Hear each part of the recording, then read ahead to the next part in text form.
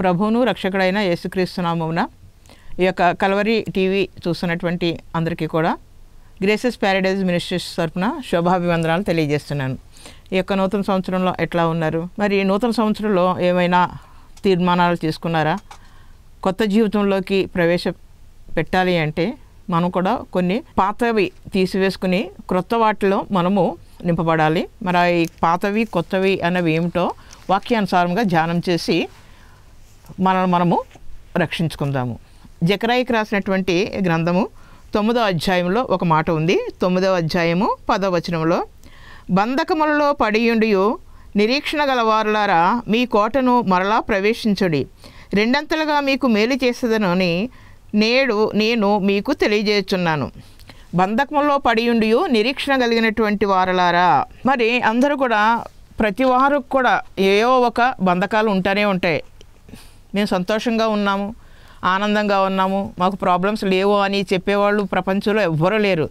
ప్రపంచంలో అందరికీ కూడా అనేక రకాలైనటువంటి బాధలు, ఒక్కొక్కరికి ఒక్కొక్కటి. చాలామంది ఫోన్లు చేసి చెప్తూ ఉంటారు. దాంట్లో ఎక్కువగా మరి హెల్త్ ప్రాబ్లమ్స్, ఎంతో భయంకరమైనటువంటి హెల్త్ ప్రాబ్లమ్స్ గురించి చెప్తూ ఉంటారు. అంటే బంధకాలు అట్లాగా ప్రాబ్లమ్స్లోనికి కూరుకుపోతూ ఉంటారు. దాంట్లో నుంచి బయటికి రావాలంటే ఎట్లాగా, ఏం చేయాలి? ఇంకా కొంతమంది బిజినెస్లు అన్నీ కూడా డౌన్ అయిపోయి ఏ మాత్రము కూడా వ్యాపారాలు లేక చాలా భయంకరమైనటువంటి పరిస్థితులు, ఆత్మహత్యలు చేసుకోవాలనేసి ఎంతమందో మరి భయంకరంగా సాతాను చేత ప్రేరేపించబడి అపవాది బంధకాల్లో చిక్కుకొని లాక్కుని వెళ్ళిపోతూ ఉంటుంది అది మరణానికి. అట్లాంటి వారు అనేక మంది కనిపిస్తూ ఉంటారు. ఇట్లాగ ఎక్కడ చూసినా కూడా కొంతమంది వివాహాలు జరగట్లేదని, మరికొందరికి జాబ్స్ రావట్లేదని, మరికొందరు నన్ను ఎవరు మరి మా తల్లిదండ్రులు నన్ను విడిచిపెట్టేశారు, నన్ను ప్రేమించట్లేదు, నన్ను చూడట్లేదు అని చెప్పేటువంటి వారు, పిల్లలు మమ్మల్ని చూడట్లేదని తల్లిదండ్రులు చెప్పేటువంటి వారు, ఇట్లాగా ఎక్కడ చూసినా కూడా అనేక రకాలైనటువంటి బాధలే, ప్రతి వారికి కూడా కష్టాలే. మరి ఈ కష్టాలు బాధలు ఎందుకు వస్తున్నాయంటే, ఇప్పుడు మనం చదివినటువంటి వాక్యంలో కనుక చూసుకుంటే, బంధకముల్లో పడియుండియు నిరీక్షణ కలిగిన వారులారా అని మాట్లాడుతున్నారు. బంధకాలంటే ఎట్లాంటి బంధకాలు? మనమే ఆ బంధకాలని చుట్టేసుకుంటూ ఉంటారు. ఒక వైరు చుట్టుకుందనుకోండి, దాన్ని తీయాలంటే ఇంకా ఎక్కువ చుట్టుకుపోతూ ఉంటాయి కొన్ని. అట్లాగా బంధకాల్లో ఎట్లా అయిపోతారంటే రకరకాలైనటువంటి బంధకాల్లో మునిగిపోతూ ఉంటారు. వాటిలో కనుక చూసుకుంటూ ఉంటే చాలా బంధకాలు ఉన్నాయి. ముఖ్యమైనది కనుక చూసుకుంటే దుర్నీతితో నిండిపోయినటువంటి మనుషులు. దుర్నీతి ఎప్పుడు చూసినా కూడా మరి ఆలోచనలు చేస్తూనే ఉంటారు. 2023 సంవత్సరం అంతా కూడా నేను చాలా బాధలు పడ్డాను, చాలా లాస్ అయిపోయాను. ఈ 2024 సంవత్సరంలో అయినా కూడా నేను ఒక మంచి ఉన్నతమైనటువంటి స్థానంలో ఉండాలి, నేను ఒక మంచి ఉన్నతమైన స్థానంలో ఉండాలంటే నాకు ధనము చాలా అవసరము. కాబట్టి ధనాన్ని ఏ విధంగా నేను సంపాదించాలి? ధనాన్ని సంపాదించాలంటే నువ్వు కష్టపడి సంపాదించుకో, తగిన సమయంలో నీకు ప్రతిఫలాలు వస్తూనే ఉంటాయి. ఒక నీటి కాలువ ఎవరైనా నాటబడ్డేటువంటి చెట్టు ఎట్లయితే ఫలిస్తుందో అట్లాగా ఫలించేటువంటి అనుభవం వస్తూ ఉంటుంది.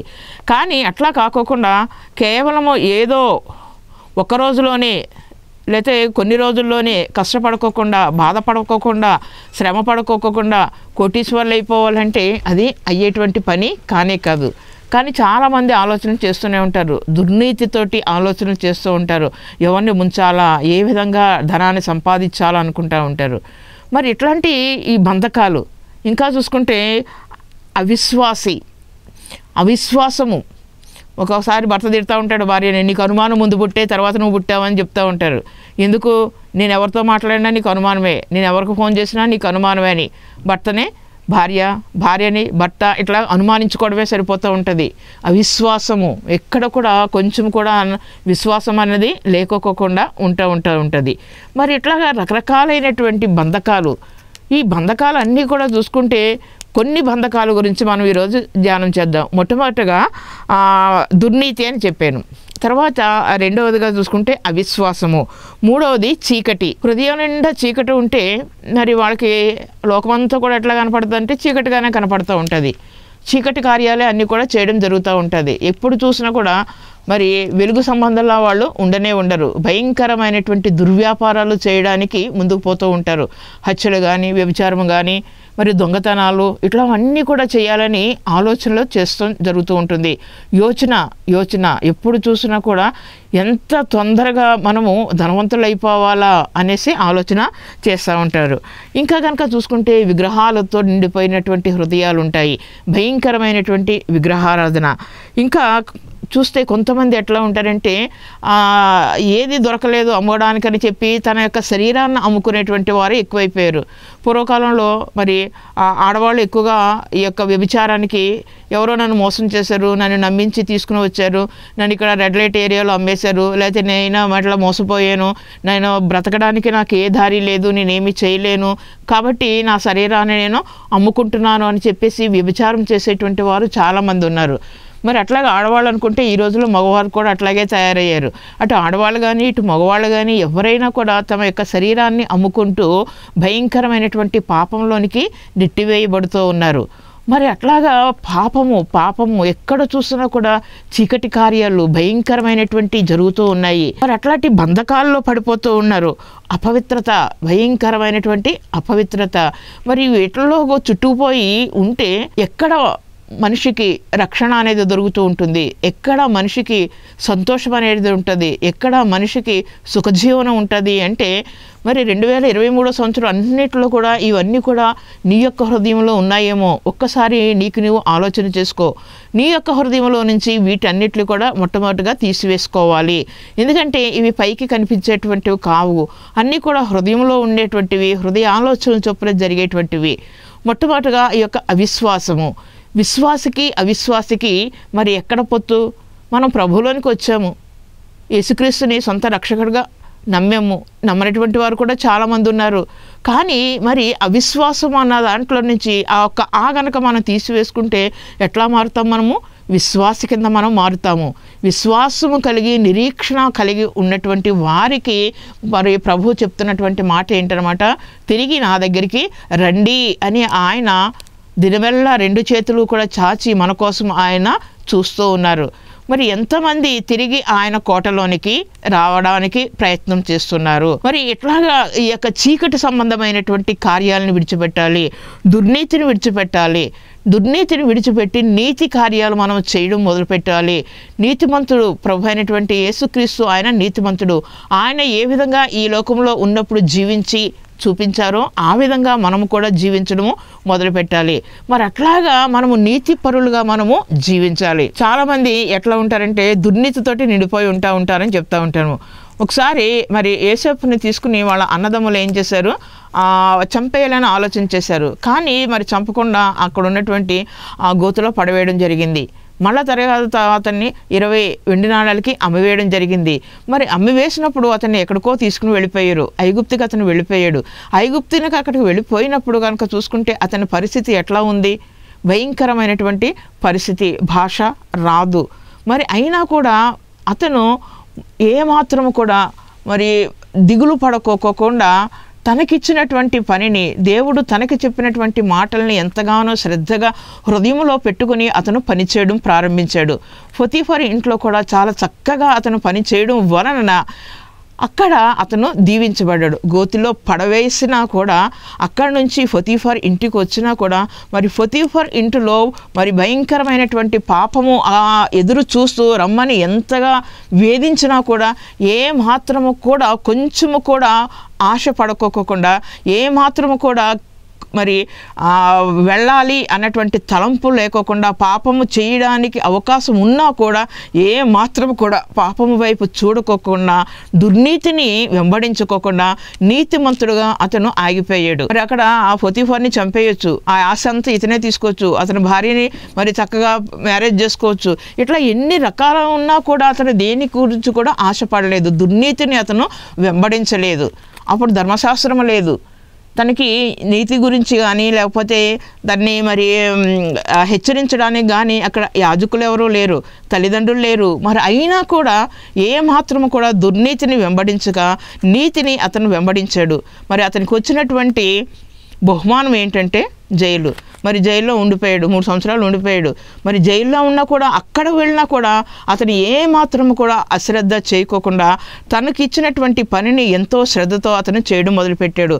ఎక్కడ ఉన్నా కూడా అతను శ్రద్ధగా పని చేయడం బట్టి దేవుడు అతనికి మరి రాజు తర్వాత రాజు అంతటి స్థానాన్ని ఇవ్వడం జరిగింది. ఫరో తర్వాత ఫరోలాగా అతను ఉండడం జరిగింది. ఫరో కూడా ఒక మాట అన్నాడు, ఇతరులాగా దేవుని ఆత్మ కలిగినటువంటి వారు ఎవరైనా ఉంటారా అనేసి చెప్పడం జరిగింది. నిజమే, శ్రమలు వచ్చినప్పుడు మనము కృంగిపోతూ ఉంటాము, బాధలు వచ్చినప్పుడు కృంగిపోతూ ఉంటాము. శ్రమలు బాధలు వచ్చినప్పుడు ఎట్టి పరిస్థితుల్లో కూడా కృంగిపోకూడదు. కృంగిపోయిన ఎడల ఏమైపోతారనమాట, చేతగాని వాళ్ళు అయిపోతూ ఉంటారు. కృంగిపోయినప్పుడు చేతగాని వాళ్ళగా అయిపోతూ ఉంటారు. కాబట్టి ఎట్టి పరిస్థితుల్లో కృంగిపోవాల్సిన అవసరము లేనే లేదు. మొట్టమొదటిగా హృదయంలో ఉన్నటువంటి చీకటిని మనము తొలగించుకోవాలి. చీకటిని ఎప్పుడైతే తీసివేస్తారో, మరి వాక్యం ద్వారా హృదయాన్ని వెలిగించుకుంటారో వాళ్ళకి వచ్చేది ఏంటనమాట, ధైర్యం ఉంటుంది. నిజమే, నా దేవుడు నాకు తోడై ఉన్నాడు, దేవుడు నాకు తోడున్నాడు అనేటువంటి ఒక గొప్ప ధైర్యంతోటి అడుగు ముందుకు వేయడము జరుగుతూ ఉంటుంది. దావీదే ఉన్నాడు. మరి దావీదు కూడా ఎంతో భయంకరమైనటువంటి పరిస్థితుల్లో, తండ్రి చేత కూడా మరి ఏమాత్రము కూడా ప్రేమ లేనటువంటి పరిస్థితి అయినా కూడా తన పనిలో తను ఎంతగానో ఉంటూ ఉన్నాడు. ఎల్లప్పుడూ కూడా దేవుని స్తుతిస్తూ, దేవుణ్ణి ఆరాధిస్తూ, దేవుణ్ణి ఘనపరుస్తూ ఉండేటువంటి వాడు. మరి అట్లాగే తన యొక్క హృదయాన్ని ఎంతగానో పవిత్రపరచుకుని దేవుని కోసము అతను మరి ముందుకి సాగిపోతూ ఉన్నాడు. మనము కూడా వీరందరినీ కూడా ఎట్లా అనమాట, దావీదు ఎట్లా చేశాడు, లేకపోతే యేసేపు ఏ విధంగా ఉన్నాడు, వీళ్ళని బట్టి మనము కూడా మన యొక్క జీవితాన్ని సరిచేసుకుంటూ ఉండాలి. వాక్యం ద్వారా మనల్ని మనము సరిచేసుకుంటూ ఉండాలి. విగ్రహాలను మనలో నుంచి తీసివేసుకోవాలి. విగ్రహాలకి మొక్కడం మానివేసి మనము మన దేవుడిని, ఎందుకంటే దేవుడు ప్రపంచాన్ని తన యొక్క వాక్కు చేత సృష్టించాడు. మాట చెప్పిన వెంటనే మరి సూర్యుడు, చంద్రుడు, ఆకాశము, నక్షత్రాలు ఇవన్నీ వచ్చినాయి. మరి వీటిని కొలవడం ప్రారంభించారు. అందరూ కూడా వాటిని పూజించడము, వాటికి నమస్కారాలు చేయడము, వాటితోటి మరి ఎంతగానో ఆరాధన చేయడం మొదలు పెడుతూ ఉన్నారు. మనమైతే అట్లాంటి పరిస్థితిలోనికి వెళ్ళకోకుండా ఆ దేవాది దేవుణ్ణి వాక్కు చేత సృష్టించినటువంటి ఆ యొక్క సృష్టికర్తని మనము ధ్యానం చేయాలి. ఆ సృష్టికర్త దగ్గరికి మనము రావాలి. మరి 2023 సంవత్సరంలో ఉన్నటువంటి ఆ యొక్క బాధల్లో నుంచి, మరి కష్టాల్లో నుంచి మనం బయటికి రావాలి అంటే మనము ఇంకా ఏం చేయాలన్నమాట, మనము మెలకు కలిగి ఉండాలి, ధైర్యం తెచ్చుకోవాలి. మనం పడి ఉన్న చోటు నుంచి మనము బయటికి రావాలి. ఇక్కడ అదే మాట అంటాడు కదా, బంధకంలో పడి ఉండి నిరీక్షణ గలవారా మీ కోటను మరలా ప్రవేశించుడి. ఎక్కడ ప్రవేశించారంట, మీ కోటను. మీ కోట అంటే ఇంతకుముందు మీరు కోటలోనే ఉన్నారు. కోట ఎవరి దగ్గర, కోటలో ఉండేటువంటి వారు ఎవరు, కోటలో ఉండేటువంటి వారు ఎవరు అని కనుక ఆలోచన చేస్తే కోటలో ఉండేటువంటిది రాజు. ఒక రాజు కోటలో నివసిస్తూ ఉంటాడు. అట్లాంటి కోటలో ఉన్నటువంటి మీరు ఇప్పుడు ఎక్కడికి వెళ్ళిపోయారు అనమాట, దూరం వెళ్ళిపోయారు. కోటలో నుంచి బయటికి వచ్చేసారు. కోటలో నుంచి బయటికి వచ్చేసినప్పుడు మరి కోట వెలుపల ఉన్నప్పుడు అన్నీ కూడా బంధకాలే. ఆ బంధకాలు మనకు తెలియకోకుండా ఒక్కొక్కటి చుట్టుకుని కాళ్ళకి, చేతులకి, మెడకి అన్నీ కూడా చుట్టుకుని బంధకాల్లో చిక్కుబడిపోయినటువంటి వారులరా మీరు లేవండి. మీ బంధకాలను మీరు తెంచుకొని మళ్ళా మీరు ఎక్కడికి రమ్మంటున్నాడు, మీరు కోటలోనికి ప్రవేశించుడి. కోటలోనికి ప్రవేశించాలంటే కోట. ఒకసారి ప్రభు అయినటువంటి యేసుక్రీస్తు వారు వెళుతూ ఉన్నప్పుడు బెతస్దా కోనేటి దగ్గర ఒక అతను పడుకుని ఉన్నాడు. ఏం బాబు, ఏంటి ఎట్లా ఉన్నావు అని ప్రభువారు అడిగినప్పుడు అతను చాలా బాధపడ్డాడు. చెప్తా ఉన్నాడనమాట, నేను 38 సంవత్సరాల నుంచి ఇక్కడ పడి ఉన్నాను. నా భార్య నన్ను వదిలేసింది, నా పిల్లలు నన్ను వదిలేశారు, నా ఫ్రెండ్స్లో ఏమీ లేరు. అడిగిన ప్రశ్న ఏంటి, నువ్వు స్వస్థపర కోరుతున్నావా అని అడిగితే, అవును ప్రభా, అవును దేవా, లేకపోతే అవును నాయనా అన్నటువంటి మాట రాకుండా తను గోడంతా కూడా దేవునికి చెప్పుకుంటానే ఉన్నాడు, వినవించుకున్నాడు. మరి ప్రభువారు ఒకే ఒక్క మాట చెప్పారు, నువ్వు లేచి నీ పరుపెత్తుకుని నడు అని చెప్పినప్పుడు, నీవు లేచి నీ పరుపును ఎత్తుకుని నడు అని ఒకే ఒక్క మాట ప్రభువారు చెప్పారు. చెప్తే వెంటనే, ఇప్పుడు మనలాంటి వాళ్ళు అయితే ఏం చేస్తుంటారు, అయ్యి బాబాయ్ అన్నీ ఎక్కడెక్కడ స్ట్రక్ అయిపోయి ఉంటాయి, కాళ్ళు పట్టేసి ఉంటాయి, చేతులు పట్టేసి ఉంటాయి, నడుము పట్టేసి ఉంటుంది, 38 సంవత్సరాల నుంచి బెడ్ మీద ఎలా సెటిల్ అయిపోయాను, కొంచెం చేయి పట్టుకొని అయినా అనేసి అంటూ ఉంటారు, లేపునైనా కొంచెం సపోర్ట్ అనేసి అడుగుతూ ఉంటారు. కానీ అతను 38 సంవత్సరాల నుంచి ఆ బెతెస్దా కోనేటి దగ్గర నుంచి పడి ఉన్నటువంటి అతను ప్రభువారు చెప్పినటువంటి ఒకే ఒక్క మాట, దేవుని యొక్క మాటకి ఎంతో గొప్ప శక్తి ఉంది, అట్లాంటి శక్తిని నీవు కూడా ఈరోజు పొందుకో. దేవుని యొక్క మాటలో జీవం ఉంది. జీవం కలిగినటువంటి జీవాధిపతి అయినటువంటి దేవుడు చెప్తున్నటువంటి మాటని హృదయంలోకి హత్తుకొని వెంటనే ఆ పని చేయడము మొదలుపెట్టాలి. ఆయన చెప్పారు, ప్రభు చెప్పారు, లేచి నడు అని చెప్పినప్పుడు చక్కగా ఆ పరుపు చుట్టుకుని భుజం మీద వేసుకొని గంతులు వేసుకుంటూ సంతోషంతో ఆనందంతో తన ఇంటికి అతను వెళ్ళాడు. పడి ఉన్న చోటు నుంచి లేపగలిగేటువంటి శక్తి మన యేసయ్యకు మాత్రమే ఉంది. హల్లెలూయా. మరి అట్లాగే ఇక్కడ కూడా అంటున్నాం కదా, కోటలోనికి మీరు మరలా ప్రవేశించుడి. మనం కోటలో నుంచి బయటకు వచ్చేసి ఉంటే మరలా ఏమంటున్నాడు అనమాట, కోటలోనికి మీరు ప్రవేశించండి అంటున్నాడు. కోటలోనికి ప్రవేశించాలంటే నీవు ఉన్న చోట నుంచి నువ్వు లేవాలి. నీవు లేచి తిరిగి మరలా కోటలోనికి రావాలి. కోటలోనికి రావాలంటే ఎన్నో బంధకాలు నిన్ను లాక్కుపోయినాయి. మరి అపవిత్రాత్మలు ఎన్నో లాక్కుపోయినాయి. దుర్నీతి, అపవిత్రత, విగ్రహాలు, మరి కోపము, అవిశ్వాసము, ఇవన్నీ వెలియాలు, ఇవన్నీ కూడా నిన్ను ఈడ్చుకుని పోయి మరి ఎక్కడికో భయంకరంగా లాక్కుపోయి కష్టాల ఊబిలో కడలలో నిన్ను పడవేసినప్పుడు వాటన్నిటి నుంచి కూడా నీవు తిరిగి లేచి వాటన్నిటిలో కూడా విడిచిపెట్టేసి ఎప్పుడైతే వేస్తున్నామో నేను లేస్తున్నాను అని చెప్పి ప్రభు పేరిట నువ్వు లేస్తావో, వాక్యాన్ని విన్న వెంటనే లేచి చక్కగా దేవుని దగ్గరికి వస్తావో, తిరిగి మరలా నీ కోటను నువ్వు ప్రవేశించు. కోటలోనికి వెళ్ళాలి. కోటలో ఉండేటువంటి ఆ రాజాది రాజు, రాజులకు రాజు, ప్రభువులకు ప్రభు అయినటువంటి ఆ యేసయ్య ఉన్నటువంటి కోటలోనికి రమ్మని ఆయన పిలుస్తున్నాడు. ఎందుకు అంటే నీకు ఈ సంవత్సరము 2 మేలు కలుగ చేస్తానని ఆయన వాగ్దానం ఇస్తున్నాడు. హల్లెలూయా. వాగ్దానం ఇచ్చేటువంటి దేవుడు నమ్మదగినటువంటి దేవుడు.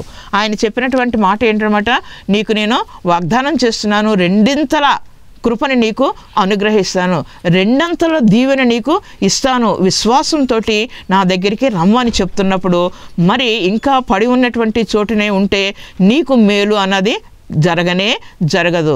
2023 సంవత్సరంలో నీకు చుట్టుకున్నటువంటి ప్రతి బంధకాన్ని కూడా విడిచిపెట్టి నీవు ఎప్పుడైతే లేచి మరలా దేవుని దగ్గరికి వస్తావో, మరలా యేసయ్య దగ్గరికి వస్తావో, మరలా కోటలోనికి ప్రవేశిస్తావో ఆయన నీకు 2 మేలులు చేస్తాను.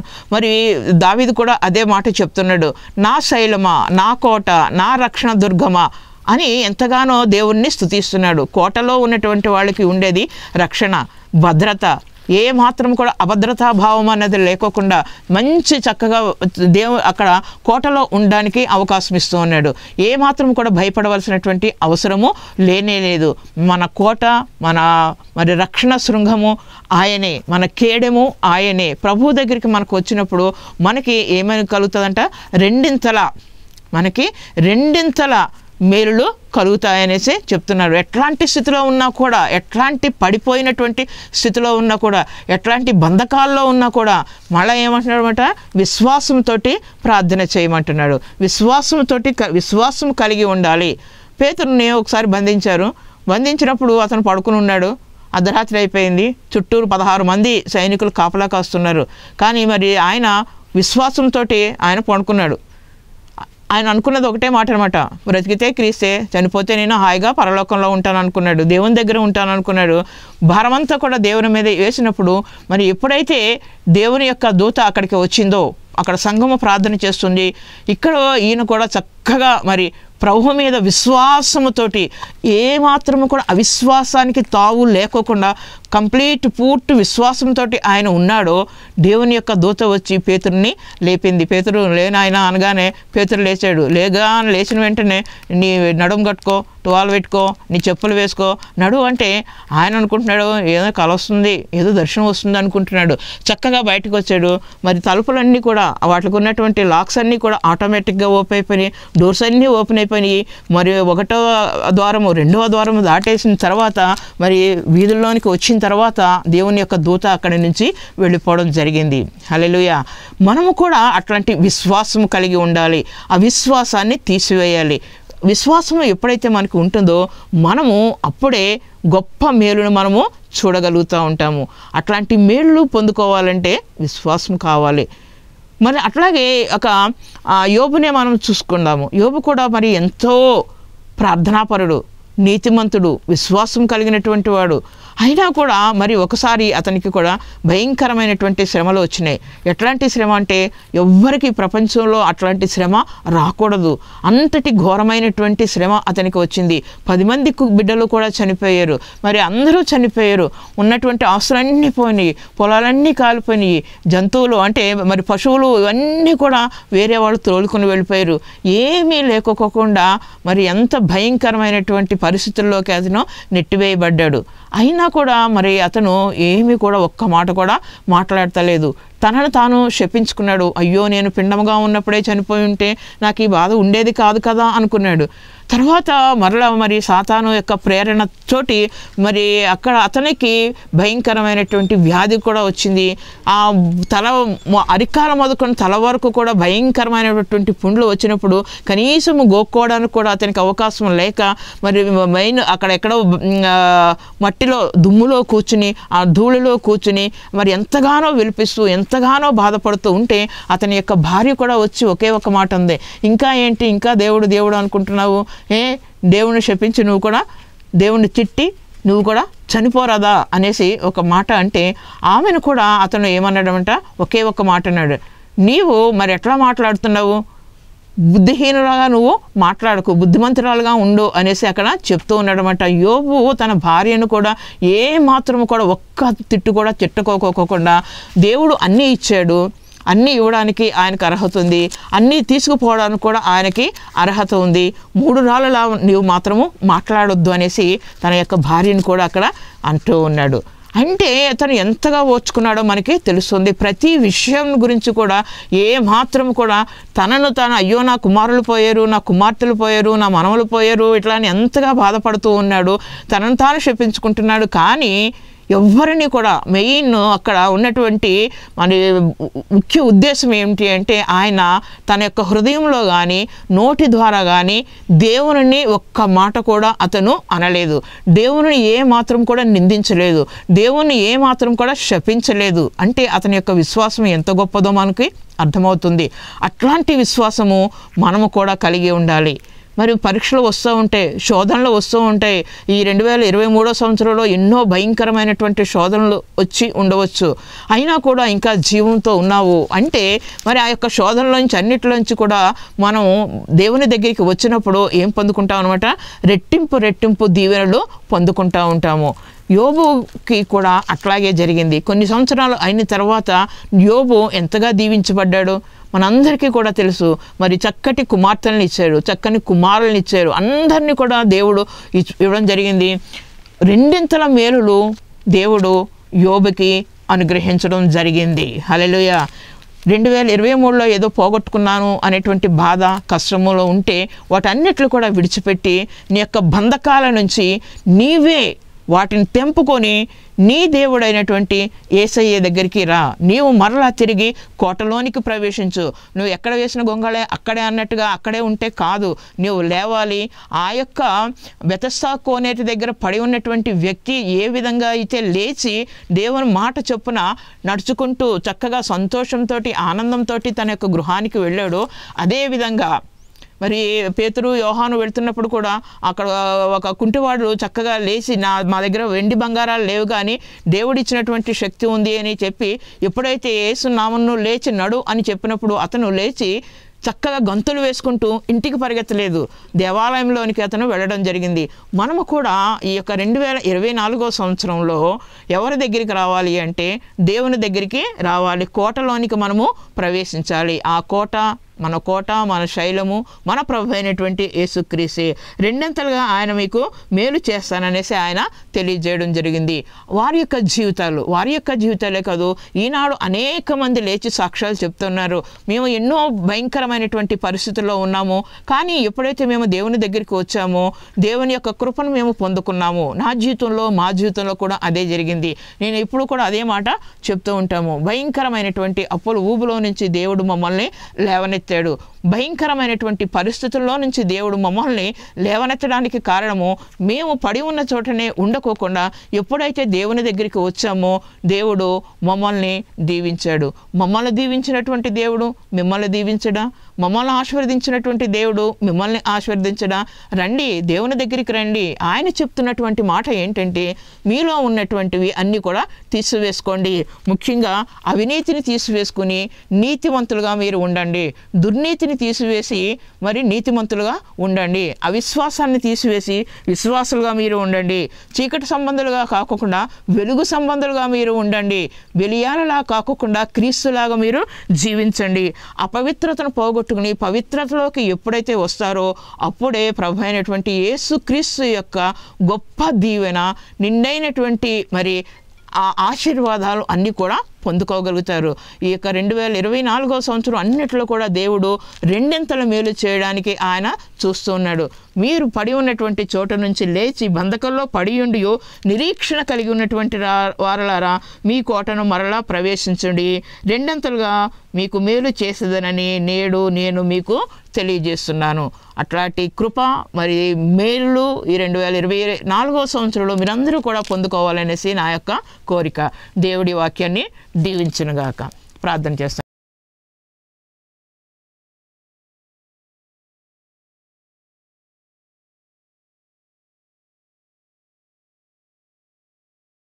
అత్యున్న సింహాసనం మీద ఆసీనుడైనటువంటి మా దేవా, నీకే వందనాలు, స్తుతులు, స్తోత్రాలు తెలియజేసుకుంటున్నాం తండ్రి. అవును ప్రభా, మరి నాయన ఎక్కడ చూసినా కూడా ప్రపంచంలో అందరు గృహాలలో అందరి కుటుంబాల్లో ప్రతి ఒక్కరు ఇంట్లో కూడా ప్రభా మరి నాయన విచారము, వేదన, కష్టాలు, కన్నీళ్ళు, మరి నాయన ఎక్కడ సుఖము సంతోషం అనేది లేకోకుండా ప్రభా మరి నాయన ప్రతి వారు కూడా అనేకమైనటువంటి బంధకాల్లో పడి ఉంచుగా నాయన ప్రభా మరి నాయన మీరు రెండు చేతులు చాచి మరలా నా కోటలోకి రండి, మరలా ప్రవేశించండి అని ప్రభా మరి నాయన రెండవసారి సెకండ్ ఛాన్స్ మీరు ఇస్తున్నట్టుగా మీకు వందనాలు తెలియజేసుకుంటున్నాం తండ్రి. అవును ప్రభా, మరి ఇంకొక సంవత్సరాన్ని ప్రభా మరి నాయన మీరు మాకు ఇస్తున్నందుకు వందనాలు వందనాలు వందనాలు తండ్రి. ప్రభా యేసయ్య ఈ యొక్క వాక్యాన్ని వింటున్నటువంటి ప్రతి బిడ్డ కూడా ప్రభా మరి నాయన తమ యొక్క బంధకాలను విడగొట్టుకుని ప్రభా మరి నాయన నీ దగ్గరికి వచ్చి నీ దగ్గర నుంచి రెండింతల మేలులు పొందుకుని ప్రభా మరి నాయన ఈ యొక్క 2024 సంవత్సరం అంతా కూడా సంతోషంతో ఆనందంతో నేను మహింపరచుకునేటువంటి గొప్ప భాగ్యం దయచేయవలసిందిగా, నిండైన దీవెనలు కృమ్మరించవలసిందిగా